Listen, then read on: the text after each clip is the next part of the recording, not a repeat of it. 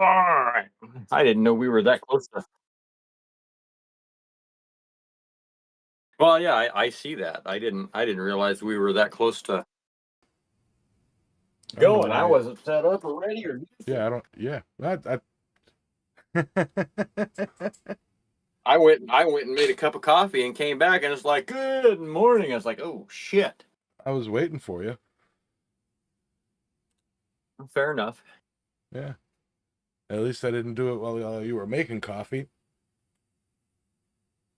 Anyway, good morning, everybody. Happy Sunday. Uh, Mid-September.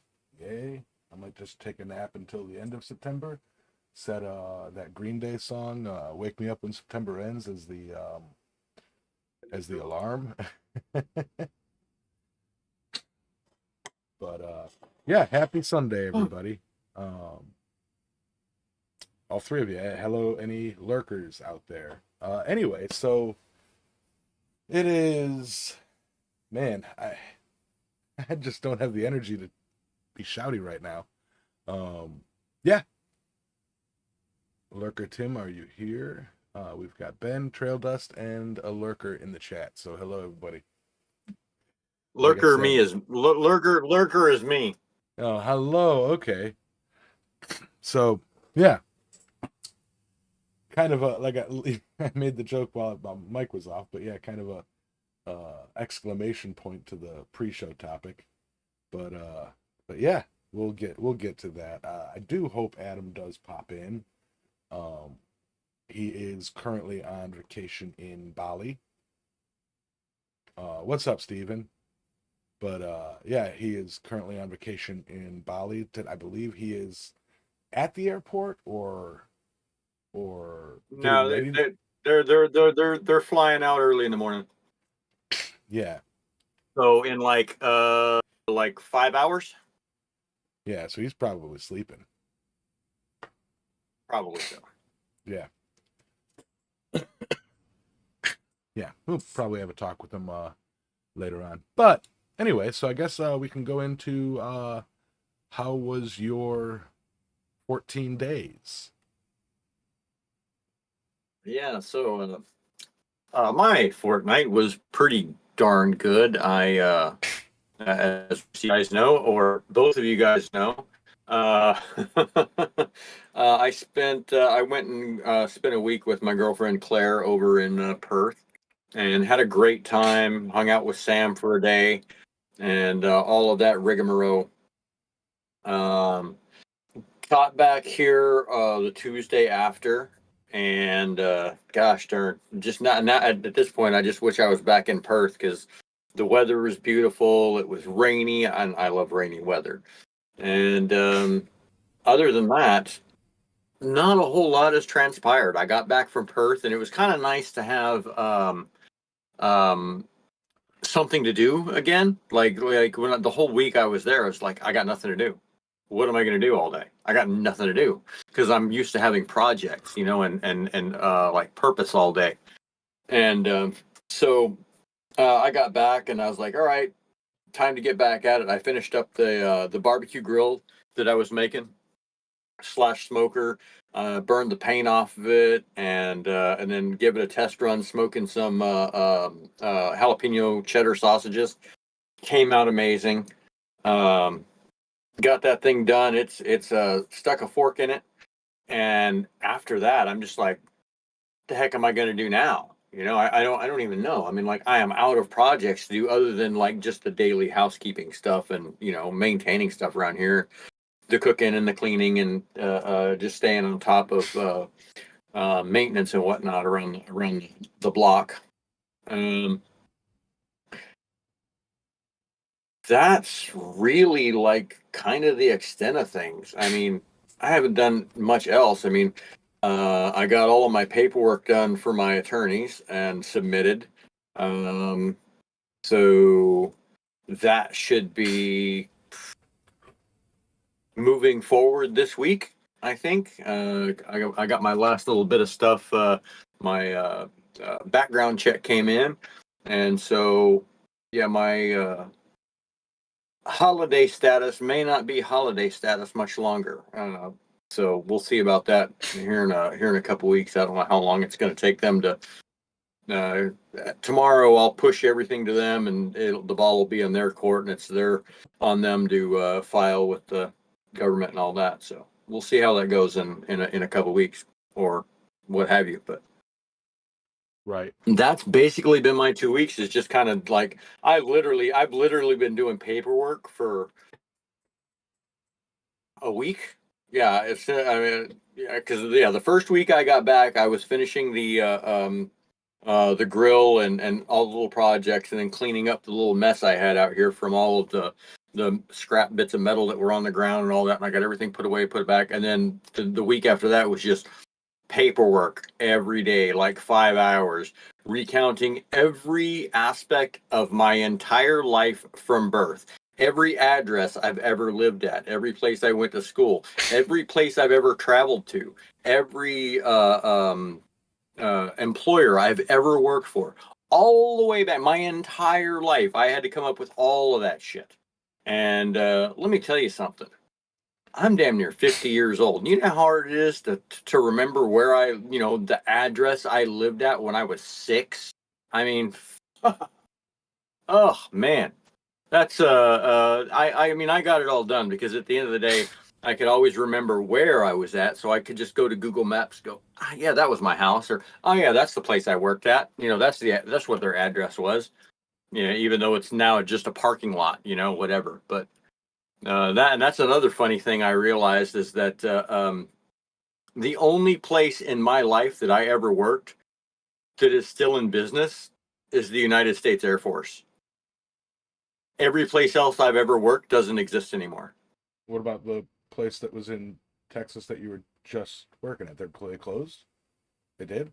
Yeah, they sold out a month ago, something like that. Oh, They sold out. I shit. had my crate with all of my blacksmithing tools underneath my carport there because it was going to be safe indefinitely, right? And yeah, no, it was like, yeah, you've got until it was like on a Friday. It's like you've got until Monday to get this crate out of here. And so I called up a family member. I was like, hey, I need you to go pick this up. And they've got a forklift there to load it, and so it's sitting out on his out at his ranch on the back of a pickup, safe and sound until I need him to deliver it to a shipper. So, um, Right. yeah, You gonna do that long shipment? It's cheaper, but it could take several months kind of thing. Or it just gets no, it's piled on going with cargo. it's going in a less than a load container coming this way. Um, I don't know what it's probably going to cost me around 5 grand. Yeah. But I mean, first things first, I've got to get the right to work, and then I've got to save the money for the other option in case that the my first in case my main plan doesn't work, which is highly likely.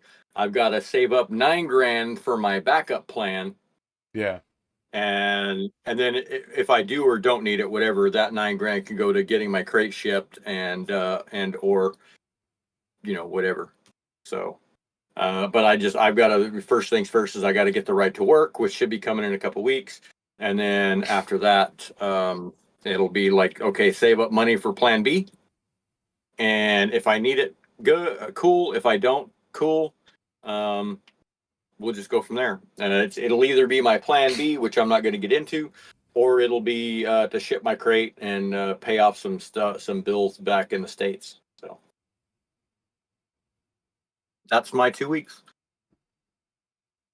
I just had a dumb, stupid thought for some reason. Turtle Dust wrote a address in, and I don't know what shifted my brain to it, but like for some reason I read that as that Wallaby Way address from the Finding Nemo movie, right? And that got me thinking about Finding Nemo for some reason. Now, a in the movie, an Australian guy scoops up Nemo and brings him to the dentist office or whatever the hell it was where they stored him, which is all in Australia, right? Um, they had this crop. One of two things just doesn't make sense there, and I'm sure this has been talked about in the past. You know, either A, that Australian guy was way outside of, like, why would he fly across the world to fish, scoop up one fish and then bring it back to a dentist office in Australia, which would basically imply that Finding Nemo characters are in Australia, and with that, then why don't they have Australian accents, and why did it take them so long to get to whatever Wallaby Lane? You know, like, why did they have to travel across, like, cross ocean currents? The movie makes no sense when you think about it geographically. So anyway, Right. yeah, right. Friggin' give Australian accents or explain why some random Australian fisherman traveled halfway across the world to pick up one deformed clownfish to drop him off at a uh, dentist office in Australia. Makes no sense. In Disney. Maybe Anyway, maybe he just maybe he just walked out into the ocean and scooped him out by the Great Barrier Reef. yes, but then why would Marlin and Dory have to travel through, like, cross oceanic currents with the turtles? I don't know. You know, like, that's my point. Like, no, I ain't going too deep into a kid's cartoon. This is important stuff. I think that's going to be the topic today. Is dissecting Finding Nemo's geography. Much better than the other topics. It's, hold on. My sinuses are killing me today, guys. You guys know how I hate freaking blowing my nose on camera. But yeah. Oh yeah, that's so that's the thing you don't like blowing on camera. I see how it Right. is. Right. People got to pay extra for seeing that. Be like, ah.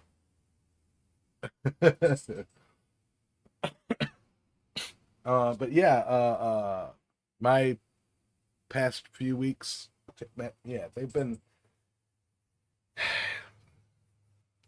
mid-September blues. Always just everything kind of just hits me around this time. I mean, a lot of y'all know my history, so it's like, end of August always sucks for me. September always sucks for me. Like, pretty much almost every bad thing that's happened in my life has happened in this 1 month period. You know, so just kind of throwing it all at me in the face to this to like 8 years ago today was the day that I found out my ex-wife was cheating on me, and was the day that I left the Blue Ridge Mountains to come here, and before going back to Key West to get my stuff or to find out if I even had a place there, all that stuff. But yeah, I checked my timeline stuff, and yeah, it was today 8 years ago that I drove from Blue Ridge Mountains to here, and remembering correctly, it would have been that morning was the morning that I confronted Tammy about bullshit. So thank goodness for Google Timeline. I can imagine. I can imagine if I was still on Facebook, getting all the remember wins. It's like, no, Facebook, I don't. Yeah. Very good point. Very, very good point there, Turtle Dust. September, in more recent history, the good things about September has been, Quad State and meeting all of you guys at Quad State. I say the in recent times the goods should outweigh the bads in September. Yeah, I know, but that doesn't help the freaking random chemicals in the brain that cause my genetic predisposition to depression. You know, it's just I've had it fairly under control, you know, in recent years. And you remember, you know, we've talked about it before in the past, you know, I mean, we've known each other for years. It's like, you know, it sometimes it happens, sometimes it doesn't, you know, but like when it does, it hits. No, I know, and you know, I'm kind of lucky in that regards, where when I get that way, um, I got there's a person that's like, "Hey, you don't sound okay. Yeah. How are you on your medication? Have you been taking your meds? When is your injection due?" And I'm like, yeah, yeah, no, I am like 3 days late. Shit, how did that happen? No Same. wonder I feel like this, or whatever. I was supposed to do what it's 12. I'm 5 hours late on that, Yeah. which isn't Um, so bad. It's when I'm 3 days late that things get problematic. But right, right. and it's this roller coaster of whatever. And if I don't, oh yeah, looky there. If I don't stay on top of it, man, I tend to kind of come apart really quick. And Yeah. Steven, I do live next to the ocean. I live a stone's throw away, like the end of a block, the end of my block. If I were to go all the way down, is the water. It's the Sound in North Carolina, and then swim across that, and then you're on the Outer Banks official, which is the Barrier Islands to the Atlantic Ocean. So I live like right this side of the inland side of the Barrier Islands. So yeah, I'm still oceanic. I'm still coastal. Ben Toombs, yeah, that actually brings up something that yeah, I've been hinting at, but haven't, you know, really talked about, haven't brought a camera out there to show you guys. Essentially, when I say my shop is shut down, it's I can't get to my anvil, and it's one of those situations where like my brother had moved in here, had emptied several shelves to put all of his stuff on it, and the only place to put the stuff was the only open space in the garage, which was was my work area of my shop. So that is full of about an entire shelves where, like, and when I say shelf, I don't mean like bookshelf. I mean warehouse shelf. We have warehouse shelves. You've seen them in our garage, in our 35 by 40 foot garage, or 35 by 50 foot garage. Yeah, whatever it is. And all the stuff on the shelves were, you know, like, well, pack them around the anvil, pack them around, you know, the standing space over there. So it's like, even, you know, I've been out there, you know, in recent months to, you know, to begin clearing out some stuff. I mean, just to like, I made a couple brackets to hang this thing, just to do to hang my sound bar. Just to do that, it's like I had to move probably 500 pounds worth of stuff and then put it in the walkway in order to get to my anvil and vices. And then when I was done, I had to move the stuff back because we still need that walkway to get to the back of to get to the back panel and the back tool benches and stuff. So it's like, because we still use the grinding benches and everything for sharpening lawnmower blades, sharpening drill bits, for work, etc., etc. So I still have my cold work section available, but yeah, I don't really have access to my shop, and there's nowhere to put the overhang. Alexis, you know my overhang in the back, the carport in the back. Josh has been or getting ready to clear that out to build, turn that into a um, kind of an efficiency apartment sort of thing, you know, to use that as the huh, structure to build an apartment for him and his son, so that he can get out of a room in the main house over there. Um, so, but like with that, you know, it's like I can't even take and move my metal storage to under that anymore because that's now going to be taken up. So I don't really have anywhere to put anything right now. except for where it sits in the way. So even if I Mm-hmm. wanted to, I couldn't really restart my shop until Josh builds that place and gets the stuff off the shelves. You know. Well, I mean, I guess to be fair, you could go back to your first fire series and you could go out front with a rock, you know? Yeah.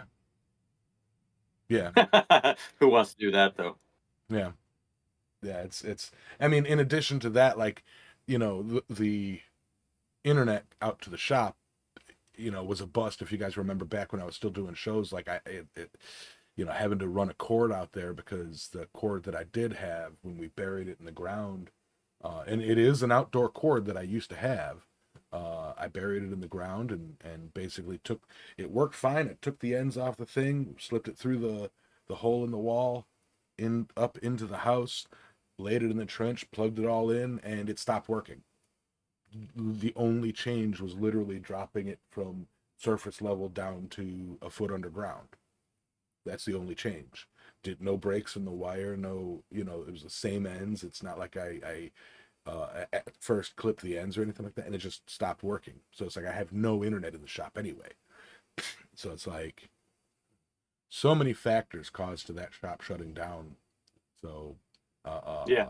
that's just up until recently, so no point in even talking about like.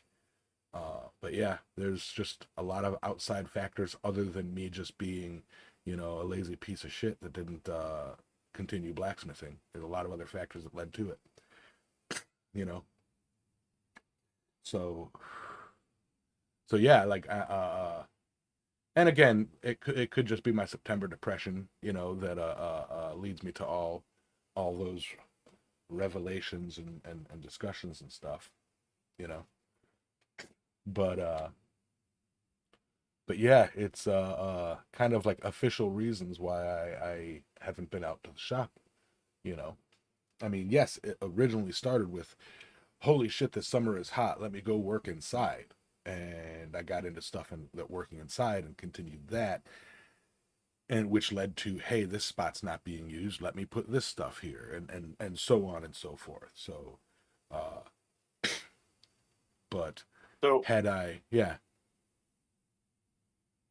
the way I've combated that, being here in the Northern Territory now, um, it gets hot here, even in the wintertime, because we just came out of wintertime.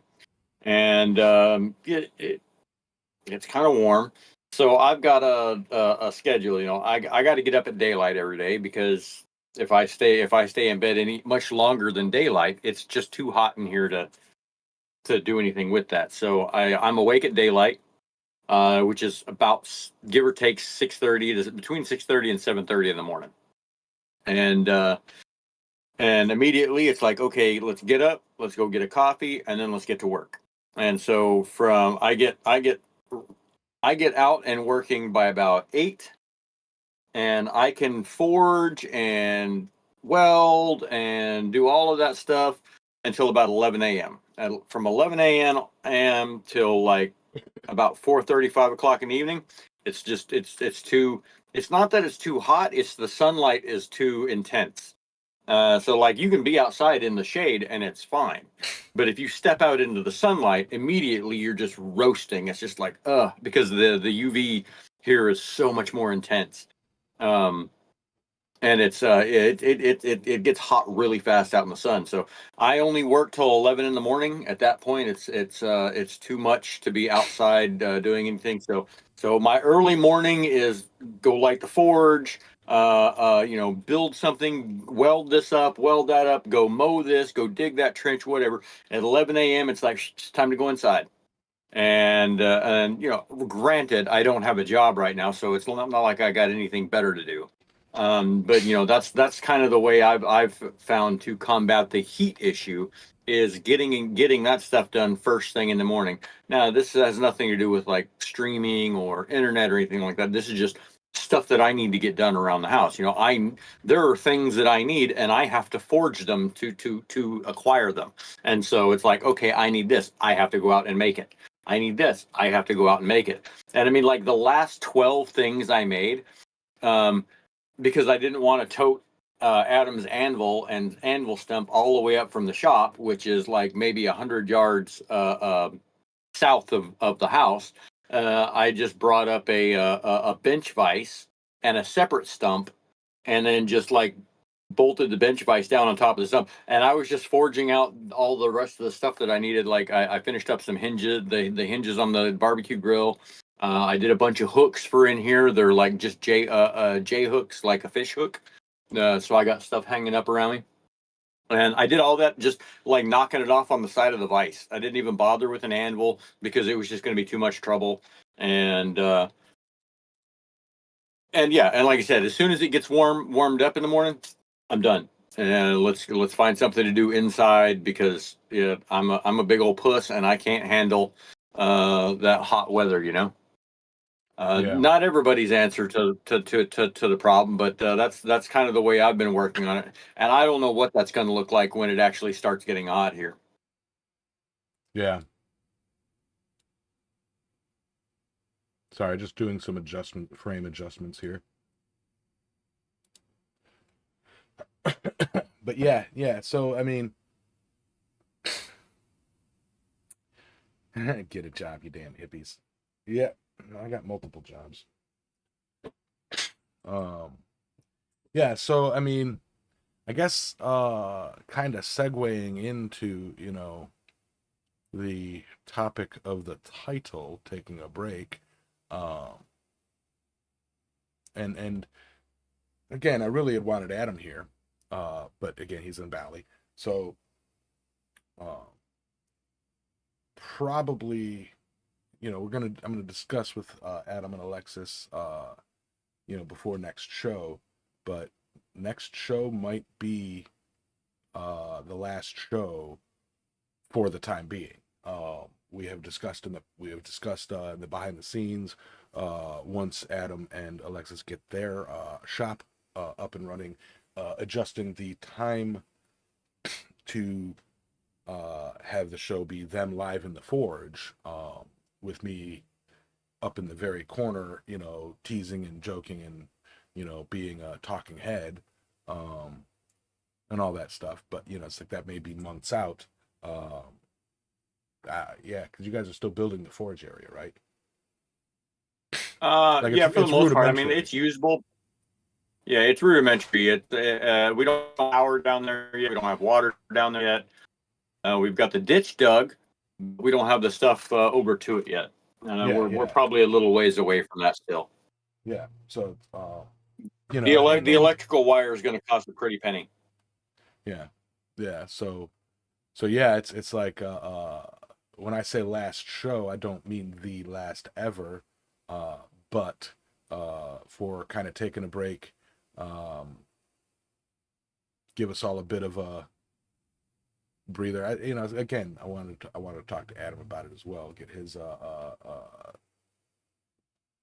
perspective. But yeah, it's yeah, it's as much I do love all you guys, all the 4 people here in the chat. And I do thank you all for supporting this show for as long as you guys have. I mean, we are possibly the one of, if not the longest running continual live stream blacksmith related shows, you know, um, right up there with Roy. So, I mean, shit, probably next week, if all goes well, we'll do like a Sarah McLachlan style clip show, not clip show, but like remember when, like I don't even know how to say, the words I'm trying to put out. In memoriam. Yeah, kind of in remembrance, talk about like the past and people we've met and stuff we've talked about, things we've done, and but yeah, Yeah, it's I believe Ben said he was going to take over for us. So yeah, and there's that point as well when I took over the show for or took over the time slot for Big Dog Forge, who did recently release a video. Yeah, I saw that. Yeah, Paul, member berries. We'll do a member berries episode. You know, funny thing is, I've never seen that episode of South Park. You know, the member berries episode. Never seen it, and it's become such a meme that yeah. But but yeah, if there is somebody who would like to take the time slot, you know, it might be, you know, it's probably going to be open, and if you let me know, you know, it's like I'll let the other 5 people know. You're right. And Yeah, because I mean, and because to be fair, I think if we do kind of go this route, I don't think we're going to be back until we change the time slot to Sunday evenings. yeah, So it'll be our Monday morning, like 7 a.m. Monday morning here in Australia, and that way, you know, uh, um, we can do a good hour before Adam has to go to bed, and because he works night shift, and you know, then it's not freaking killing me being up at midnight, 1 o'clock in the morning every dang other, you know, because it's just one odd night of the week where I got to stay up late, and it sucks for me, but it's you know it's fine. it's It's not not, like I got yeah, a job and I got to go to work but like, yet. yeah, that you, if your normal schedule is you go to bed at, you know, 6, um or like as the sun goes down to make to maximize the amount of cool time in Yeah, the house, you know, we're literally cutting your potential cool sleep time in half, you know. yeah, So basically. yeah, um but yeah, so it's like with that and all that, you know, that would probably be, you know, it's one day that it breaks your schedule, and that's always rough. But Yeah. yeah, I mean, it's like the one big I don't want to say deciding factor, but you know, like aw shucks factor is you guys. You know, again, you know, Ben Toons, Paul Fontanini, Turtle Dust, Tim, um, Lily. Lily. I was thinking like Lark. I thought there was a K in there, and I'm like, no, that's not right. That's not right. That's not right. Tim Lilly, you know, and all of you guys who have watched us since the beginning, you know, it's like don't really want to let you guys down, but you know, it's like you guys essentially have been around with us for years, so I'm sure you guys kind of understand, you know. Um, but yeah, it's just one of those things. It it, it it the downside to me is it's like I hate it, like in the fact that like instead of going out with a bang, going out with a whimper, you know, like yeah, starts ending where I started, you know, just a couple people in the chat. Yeah, yeah. But I'll be honest, the while the size of the channel and the size of the audience and the size of the reach and everything is there is a factor there as well. It is nowhere near the deciding factor. You know, it's not like, oh, this channel isn't going anywhere, I'm shutting it down, or anything like that. That's not it. It really is a big part of the No, mental state. right. I mean, because to be fair, I mean, like, even if we weren't on camera, we'd still be like having this conversation amongst ourselves, you know? Yeah, you know, and maybe that's, you know, like if you guys are here just for the Sunday chats, maybe, you know, get all your asses into Discord, and you know, like, you know, have like was it every Sunday people can pop in throughout the day to chit chat in a voice chat, you know, and kind of just sit there and shoot the shit, because that's kind of what this is, you know. But yeah, uh, I mean, I hope it makes sense. I hope this isn't like coming out of the blue for you guys. I'm sure you guys have noticed over the past uh, uh, several shows that you know, it's kind of just been floating around. Yeah. I think we had a really Phoning it strong, in. yeah, I think we had a really strong year with the history of blacksmithing. Uh,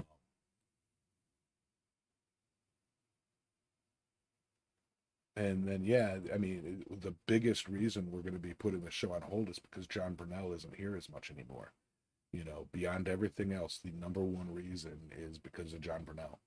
So if anybody is upset about Island Metal Forge stopping their uh, live stream shows, you can blame John Burnell. You can go to Quad State and you can punch him in the shoulder and say, "Why'd you do that? Why did you shut down Island Metal Forge? You jerk." You know, Jeff Killian, creating content is a job. It absolutely is. And here's the thing about that. Like, you know, you think that and you say that, and it's like, that is one reason why I stopped doing edited videos, was because the hours that it would require me to get the footage, and then the hours that it would require me to edit it, and then the hours that it would require me to work on all the SEOs and like maintain the channel and to growth and this and that, and fighting against YouTube algorithms, because you know, another part of it is it's like some recent updates to YouTube's like YouTube, its days are kind of numbered. You know, like there's a lot of people that are very unhappy with the way YouTube is handling and treating content creators these days. They are, like, I'm in some YouTube creator forums, and some of their terms of service and some of their uh, the things that they're doing, they are gearing their platform now more towards uh, network videos and sports and shows and stuff like that, more like a streaming service rather than YouTube, where anybody can make a video. Like they're gearing their algorithm to push more studio shows than I'm a guy with a camera shows. Do you know what I mean? Like, and even there's a channel called Red Letter Media, which does like they became really famous around the time the Phantom Menace came out, the Star Wars Phantom Menace came out, for their 70-minute like 5-part review that was just freaking hilarious. And they're just like a geek channel, and they really rarely comment on YouTube's stuff, you know. And in the past, I think 2 weeks, even they released a video uh talking about how YouTube is destroying creators. And this is a channel that has multi-millions of views, but it's not a studio channel. It's a guy in a room, you know. And even he noticed that his channel's views were cut by half because of YouTube's algorithm pushing studio channels instead, you know. Um and it's like, so that doesn't really affect us because we haven't really been pushing for growth, but just the fact that And they're demonetizing channels yet keeping the ads on, because it used to be like, oh, if you see ads on a channel, that means it's a monetized channel, and that channel is getting some revenue for it. No, they changed it. Every channel has ads on it, yet if you're not monetized, if you're not on the monetization thing, they keep all the revenue.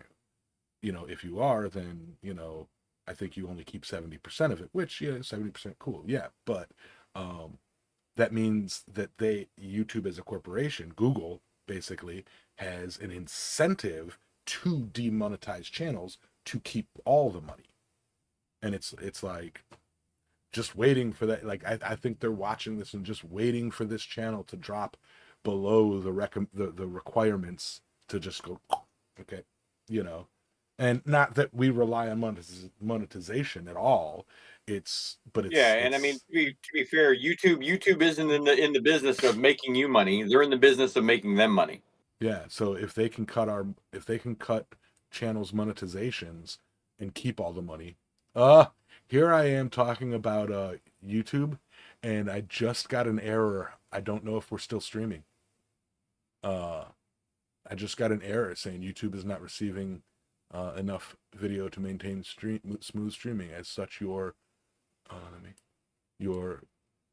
It looks open good music. on my end. Yeah. Well, I'm getting warnings. Anyway, but yeah, like right as I was talking about that, I'm getting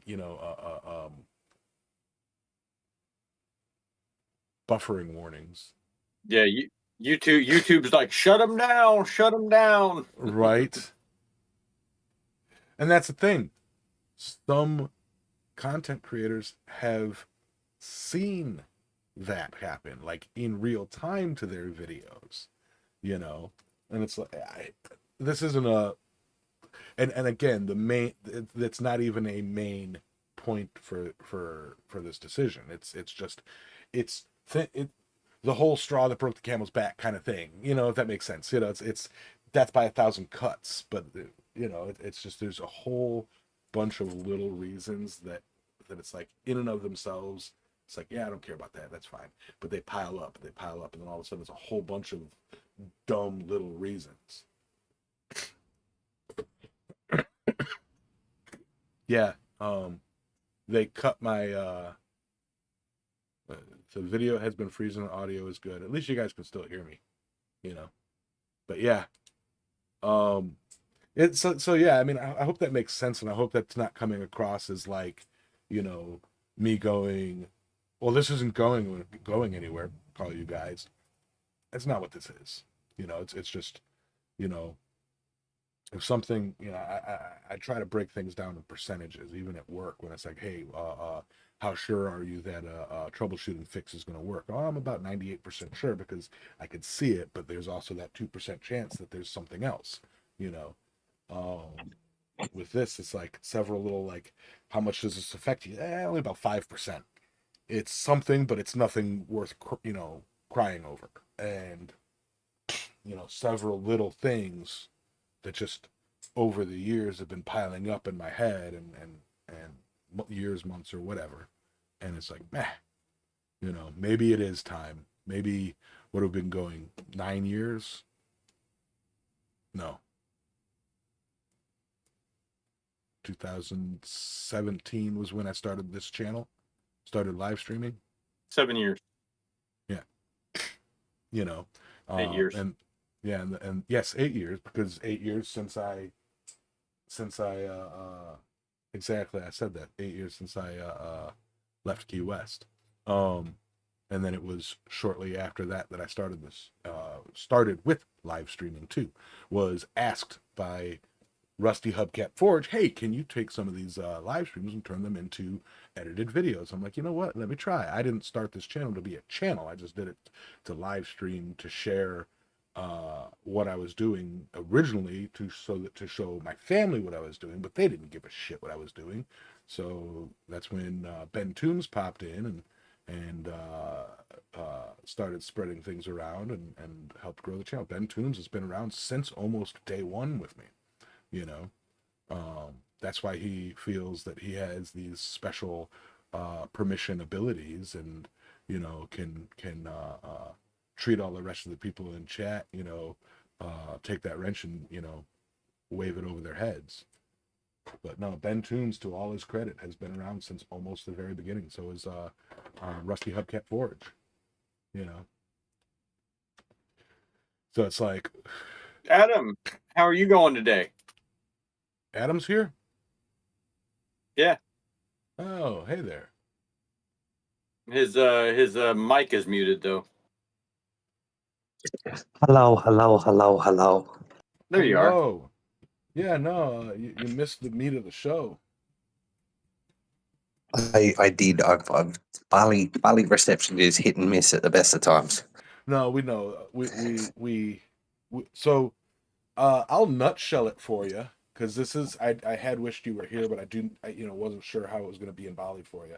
You even said it was going to be questionable. But yeah, no, you, Alexis, and I will probably have a chat sometime before the next show. Very much considering taking a break from streaming for a while. Likely come back when you guys have your shop set up, so we can do that plan of live streaming in the evenings, you know, with you guys blacksmithing Mhm. in the corner as a little thumbnail in the corner, making fun of you guys while you do, you know, backseat smithing. Um, but Right. but yeah, I mean, you know, you might have to watch back this episode, or we can chat later. There we go. Let me switch it over to Peeps. Yeah, but as good as it can be. But yeah, so yeah, just discussing all of that, and I think next show in 2 weeks will probably be a sort of member berries show, if any of that makes sense to you, Adam. You know, Kind of, yeah. yeah, I have to admit to everyone, I have been out of the loop, simply because I've been absolutely flat stick here. But yeah, so I mean, I can get to it when we get more towards the end. I can give you how was my week, fortnight. yeah, But no, I get the nutshell of it. yeah, That's for sure. yeah. No, I mean, we'll switch right now to because it's pushing towards the end of the show. So yeah, tell us how your past 14 nights were. 14 24-hour They cycles. they have been absolutely hectic. So I'm not sure if everyone is aware. So the other week, after the last show, I caught up with, and people who seen my Instagram might have caught, or my channel might have quickly caught a very late night stream in the US, where I actually went live on YouTube for a little while with Putu, the Pendebeti, which is the Balinese term for blacksmith or knifesmith, here in Bali. I spent a couple of days with him learning how to make some traditional Balinese or Indonesian style knives. I've got a couple of which I'm bringing back with me. And as a result of that, I actually learned quite a few things on how to work with a lot more basic tools than I have worked with before. And like, for example, the grinder, not angle grinder, the belt sander that he has is exactly the same model as mine. But what he does with it is really, I wouldn't not remarkable, but it really made me look at the use of my tools in a very different way. And so we did a bit of a knowledge exchange as well. When I get back to Australia, I want to actually forge him some knife maker's tongs, because he does everything with flat jaw tongs, everything, which is both very impressive and also very fucking scary. So yeah, so like some of the things I saw him do was like, whoa, that is a eye opener. So I made him up some. I knocked together some very simple, quick, hooked style knife maker's tongs. Just out of some and we all know how terrible rebar is for any sort of repetitive work, but it does eventually break. They're great for short tasks and stuff like that, but for actually using for repetitive work and not that flash. So I knocked together a quick pair for him, and he used them, and he instantly fell in love with them. It increased his production rate just on the day that we were using them before they broke. It increased his production rate by 400%. And so he absolutely fell in love with them. So showed him some videos and stuff like that on how to make them. But he doesn't really have, it's really strange over here. He doesn't really have access to mild steel. They have good access to spring steel in the form of, in the form of car relief and car springs and motorbike springs and all that type of thing. But regular, average mild steel, they don't really have access to. And they have a shitload of rebar. So when I get back to Australia, I want to make him some knife makers tongs and send them over to him, because that will help his production and all that type of thing. Like I said, I learned a lot from him in the sense of how to use tools that I have in an entirely different manner. Maybe not 100% safely. Some of the things he did were a little bit sketchy, but definitely it definitely helped reframe my my outlook on certain tools, and also just how much you can get done with very simple tools.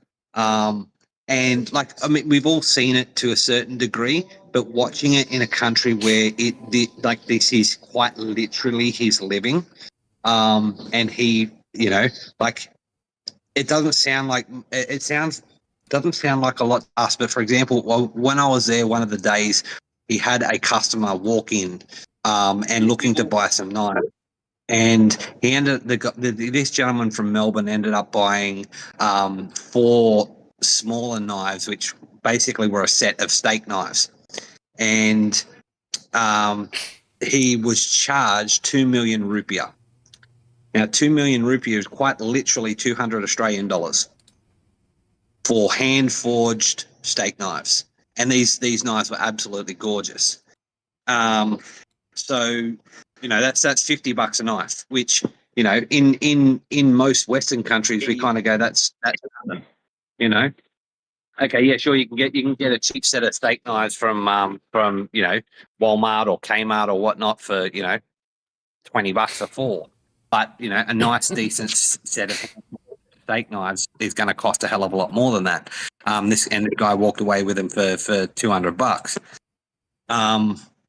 So like I said, like COVID absolutely destroyed him, and he's been trying to build up everything since then, rebuild back to a certain baseline.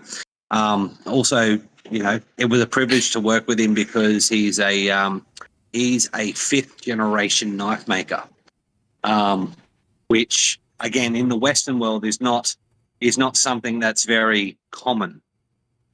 So that's just the lineage that he can trace back. That's what, 150, 200 odd years.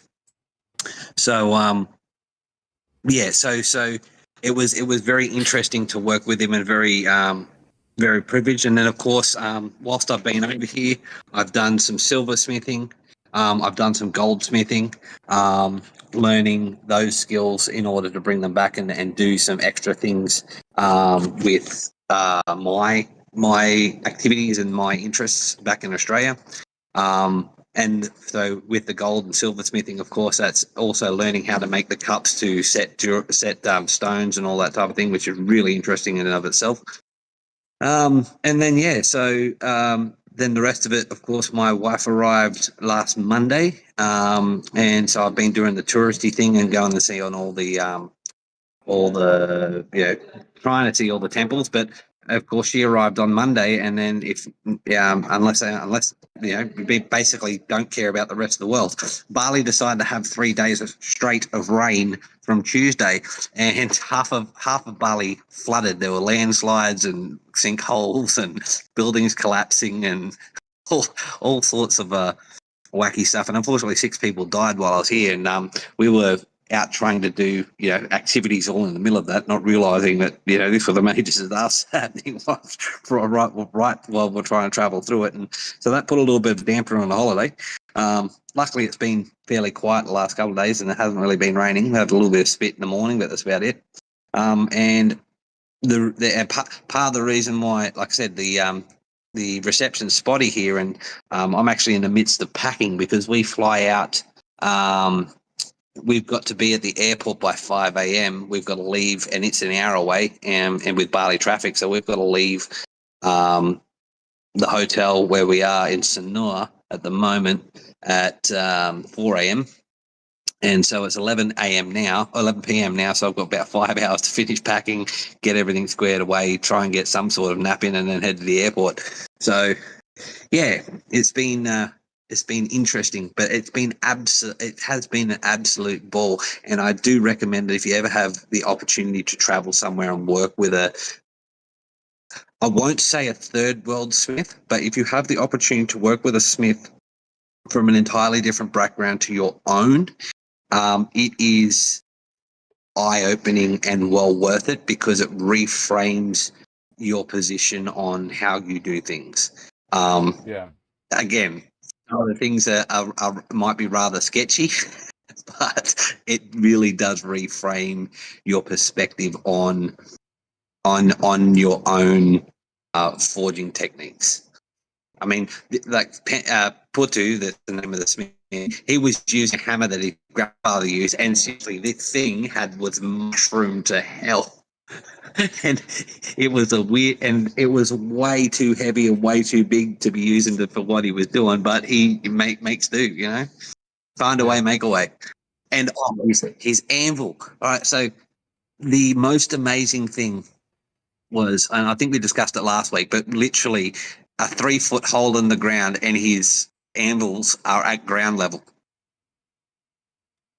And he stands in this 3-foot hole in the ground and forges like that. It is, and I did it, and it's actually amazingly comfortable, but it's absolutely fucking wild. Oh yeah. Yeah. No, when I was initially starting and couldn't find a stump that I liked, you know, I had considered that. But if I dig that far down here, I'd hit water. So Yeah. like I'm what Alexis, what, 3 foot above sea level? Yeah, but see, therein you missed an opportunity because then you could be swimming and forging at the same time, and now your heat problem no longer exists. Yeah, but stagnant water.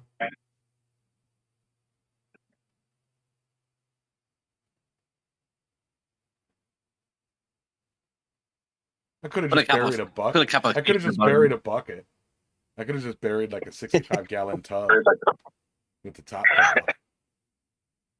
Fit. So yeah, and so just so everyone knows, I can't actually see any comments, just in case anyone's been commenting or anything like that. I've only got my Discord. There, Ben Toom says you could probably find somebody to nap with a day at the airport. And Trail Dust said, "Holy cow, it's Adam! I can't believe he still looks like that. What is wrong with his face?" Ali's what's wrong with my face. No, I mean another thing that I did. Go. Oh, nothing. I had a joke and then it's gone. Okay. Another thing I did here, which, so for those of you that know me well, know that I don't like open water and I don't like deep water. All right, there's too many things in the ocean that can eat me. But There's my nothing best in the friend ocean happens that to be, wants to eat you. no, but there's a lot of things in the ocean that can eat me. I'd rather see what's going to eat me coming. Anyway, That's what she said. That's what she that's why said. I live. But that's why I live in Australia. At least in Australia, I can see what wants to kill me coming. Anyway, which is everything. But yeah. So, but my best friend is a scuba diver, an open water scuba diver, and so he managed to convince my wife and I to go scuba diving on Friday. And well, not scuba diving. He went scuba. We went snorkeling. So we got to dive with the manta rays, which are absolutely ginormous. You don't appreciate how big a manta ray is until you swim basically next to one. Yeah. It is like swimming next to a car. It is massive. And I don't mean a car like a small car. Yeah. Same thing with Goliath groupers. Mm. You know, like Yeah, and I can relate. Yeah. So to give you most of your example, I don't mean a small car like a little Hyundai hatchback or something like that. I mean a mid-size SUV. These things are fucking massive. Yeah. And then we went and saw a couple of different coral reefs and saw some turtles and but my wife and I also got very severely sunburned on our backs, on our backs and backs of our legs, to the point that I've had to get numbing cream for my wife because she is struggling to sleep tonight because, it's very, very red, very red. Like this red does not do it justice. But yeah, so. But no, it's been a great time. Really looking forward to getting home and having a holiday from my holiday. But no, it's been a wonderful experience. And I will be doing it again. So there will be a time at some point in the future where I will be coming back to Bali in order to do some more work with Putu. And next time I'll be more prepared in the sense of I'll be organising it before I come over. It will likely to be a full week of actual forging and on all that type of thing. But also it will most likely, when it's organised, be like back-to-back live streams where people will actually get to speak to Putu, and ask him questions about his history and his lifestyle and what it's like to work in a country like Bali as a knife maker and how he conducts his business. Because he does advertise on Instagram and all that type of thing. If you're looking for him, if you want to look him up, he's on my Instagram, but it's at Bali_knives, I think, or Bali Blades, Bali Knives or Bali Blades, one of the two. But yeah, really nice guy. And yeah, and he does send his stuff all over the world. Like when I was there, he's actually finishing up a couple of knives, one to send to Australia and one to send to Germany.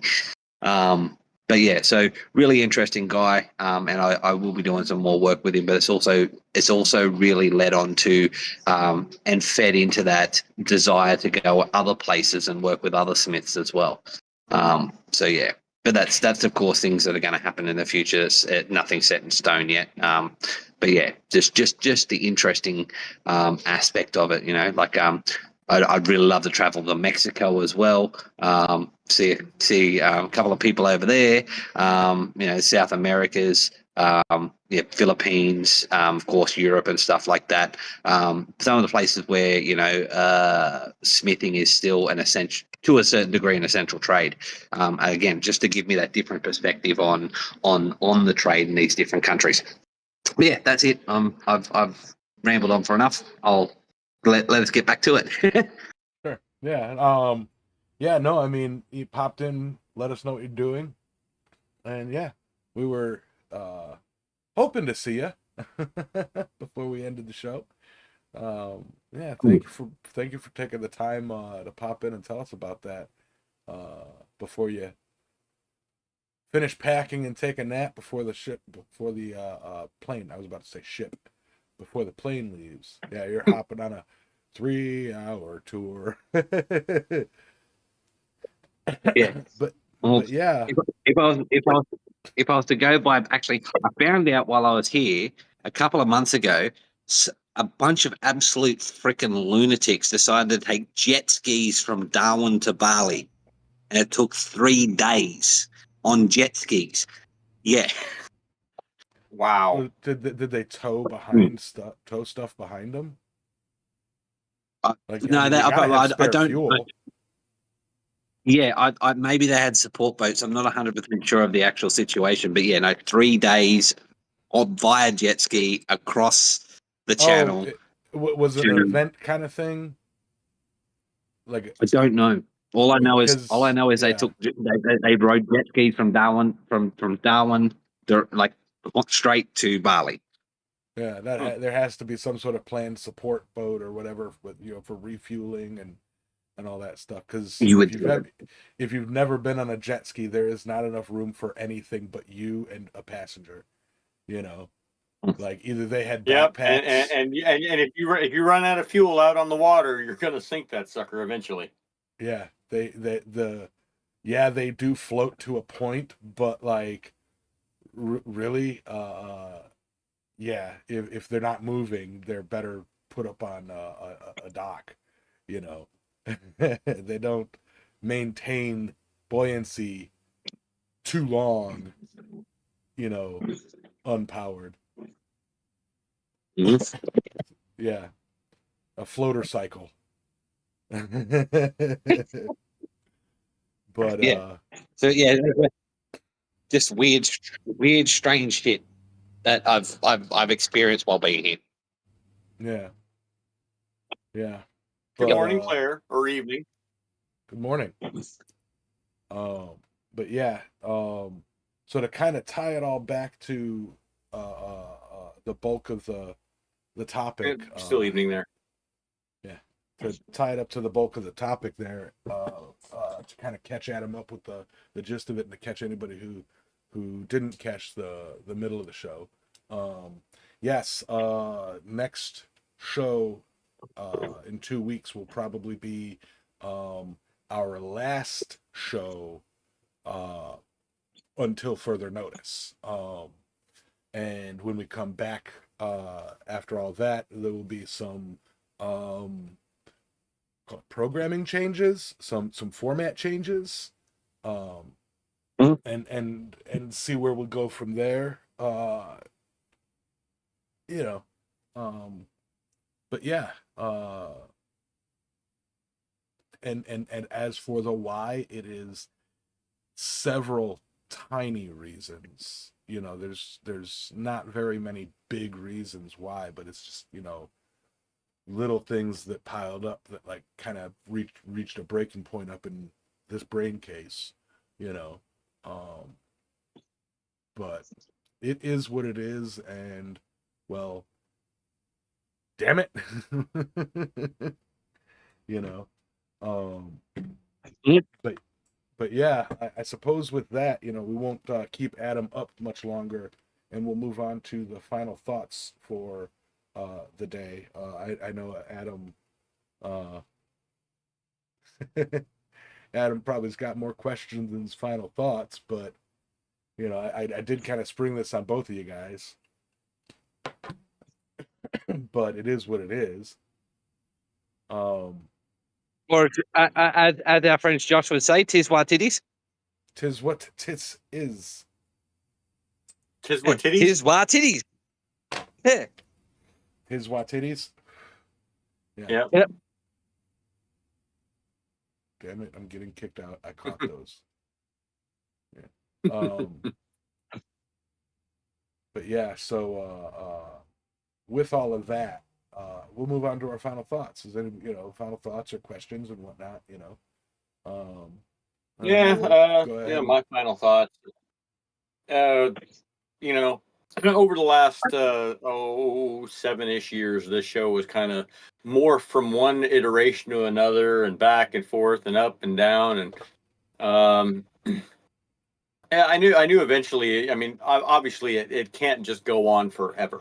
And I think the next iteration, I think that our next iteration is going to be a little bit, a little bit more engaging and kind of back to the roots of what everybody used to be here for, anyways. Yeah. You know, we'll be out in the shop getting something hot and burning ourselves and burning our metal and you know, just, you know, like don't let me near a horseshoe or it's gonna be on like Donkey Kong. Y'all know how that goes. So yeah, give us a little time to get things put together, and we'll come back for a Sunday evening show that you guys can kick back with and have a cold beer around the fire or what have you, and just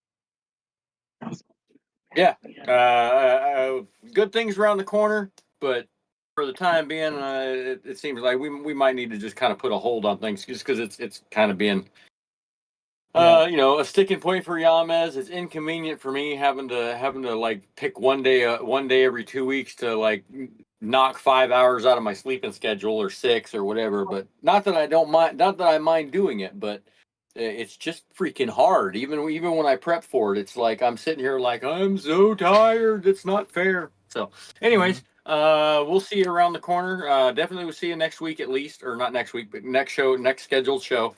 and we'll have everything kind of